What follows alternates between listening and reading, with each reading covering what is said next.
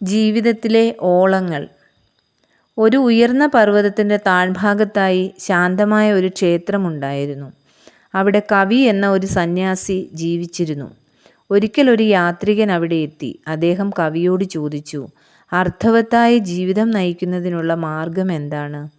കവി ഈ യാത്രികൻ്റെ കയ്യിൽ ഒരു പാത്രം കൊടുത്തിട്ട് ക്ഷേത്രത്തിൻ്റെ പിൻപിലുള്ള കുളത്തിൽ നിന്നും ആ പാത്രം നിറയെ വെള്ളം കൊണ്ടുവരുവാൻ ആവശ്യപ്പെട്ടു.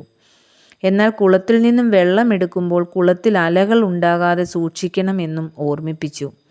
യാത്രികൻ എത്ര സാവകാശമായി വെള്ളമെടുത്തിട്ടും കുളത്തിൽ അലകൾ രൂപപ്പെട്ടു.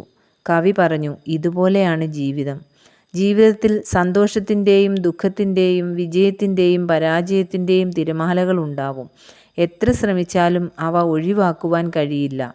അവയെ ഒഴിവാക്കുന്നതല്ല, ശാന്തതയോടെ അവയെ അംഗീകരിക്കുമ്പോഴാണ് ജീവിതം അർത്ഥപൂർണമാകുന്നത്. ജീവിതത്തിൽ എപ്പോഴും ഉയർച്ച താഴ്ചകൾ ഉണ്ടാവാം. ദുഃഖത്തിൻ്റെയും സന്തോഷത്തിൻ്റെയും അലയടികൾ ഉണ്ടാകും. സന്തോഷത്തോടും കൃപയോടും കൂടെ അവയെ സ്വീകരിക്കുവാൻ നാം അഭ്യസിക്കണം. സുഖത്തിൻ്റെ അവസരങ്ങളിൽ അതിയായി സന്തോഷിക്കുകയോ നിഗളിക്കുകയോ ചെയ്യേണ്ടതില്ല. എന്തെന്നാൽ അതേ അവസ്ഥയിൽ ജീവിതം ഒരിക്കലും മുൻപോട്ട് പോവുകയില്ല എന്നത് തന്നെ. ദുഃഖത്തിൻ്റെ അവസരങ്ങൾ ഉണ്ടാകുമ്പോൾ നിരാശപ്പെടേണ്ട ആവശ്യവുമില്ല. ആ സാഹചര്യവും മാറിപ്പോകുന്ന ഈ സാഹചര്യങ്ങളിൽ അല്ല നാം ശ്രദ്ധ പതിപ്പിക്കേണ്ടത്. ഇവ ഓരോന്നിലൂടെയും ജീവിതത്തിന് സിദ്ധിക്കാവുന്ന മഹത്വത്തിലാണ്. സുഖത്തിൻ്റെ അവസരങ്ങൾ എപ്പോഴും ആകർഷണീയമാണ്. ദുഃഖത്തിൻ്റെ സന്ദർഭങ്ങൾ വേദനാജനകമെങ്കിലും അവ ജീവിതത്തിൻ്റെ ശ്രേഷ്ഠതയ്ക്ക് വളരെ അനിവാര്യമാണ്.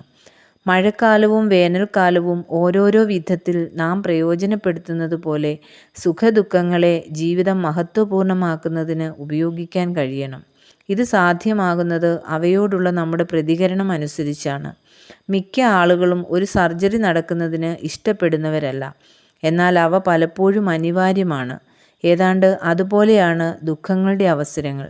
സർജറി സുഖം പ്രാപിക്കാൻ പ്രയോജനകരമാകുന്നതുപോലെ ദുഃഖങ്ങളുടെ അവസരങ്ങൾ ജീവിതത്തെ ആകമാനം ശ്രേഷ്ഠമാക്കുവാൻ സഹായിക്കുന്നതാണ്. വെള്ളത്തിലെ ഓളം വെള്ളത്തെ ശുദ്ധീകരിക്കുന്നതിനും ജലജീവികൾ പല കാര്യങ്ങളും മനസ്സിലാക്കുന്നതിനും സഹായകരമാകുന്നതുപോലെ ജീവിതത്തിലെ ഓളങ്ങളിലൂടെ ജീവിതത്തെ ശ്രേഷ്ഠമാക്കുവാൻ നമുക്കും സാധിക്കണം. ജീവിതത്തിലെ സുഖദുഃഖങ്ങളെ ശരിയാം വിധം പ്രയോജനപ്പെടുത്തിയാൽ ജീവിതം മാറ്റേറിയതായി തീരും. അതിന് നമുക്ക് സാധ്യമായി തീരട്ടെ.